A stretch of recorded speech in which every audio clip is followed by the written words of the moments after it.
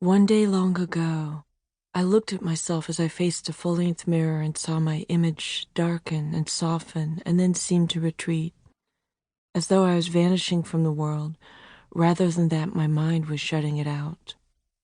I steadied myself on the doorframe just across the hall from the mirror, and then my legs crumpled under me. My own image drifted away from me into darkness, as though I was only a ghost fading even from my own sight. I blacked out occasionally and had dizzy spells often in those days, but this time was memorable because it appeared as though it wasn't that the world was vanishing from my consciousness, but that I was vanishing from the world.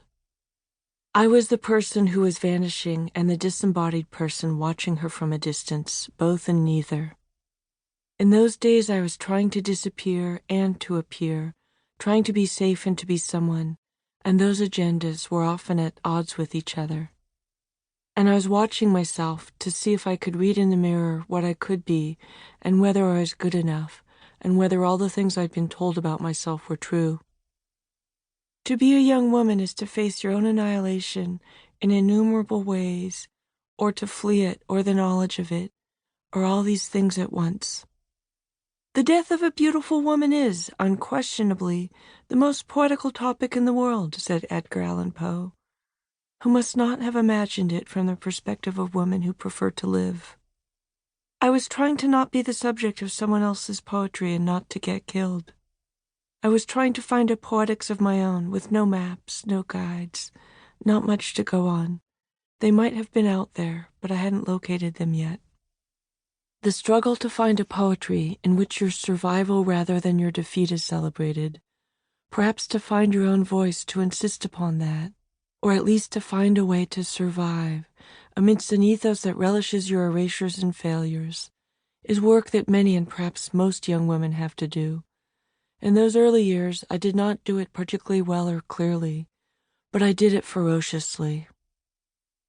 I was often unaware of what and why I was resisting, and so my defiance was murky, incoherent, erratic. Those years of not succumbing, or of succumbing like someone sinking into a morass and then flailing to escape, again and again, come back to me now as I see young women around me fighting the same battles. The fight wasn't just to survive bodily, though that could be intense enough, but to survive as a person possessed of rights, including the right to participation and dignity and a voice. More than survive, to live. The director, writer, and actor Britt Marling recently said, "Part of what keeps you sitting in that chair in that room, enduring harassment or abuse from a man in power, is that as a woman, you have rarely seen another end for yourself. In the novels you've read, in the films you've seen, in the stories you've been told since birth, the women so frequently meet disastrous ends." The mirror in which I saw myself disappear was in the apartment I inhabited for a quarter-century, beginning in the last months of my teens. The first several years there were the era of my fiercest battles, some of which I won, some of which left scars I still carry, many of which so formed me that I cannot say I wish it had all been otherwise, for then I would have been someone else entirely, and she does not exist. I do.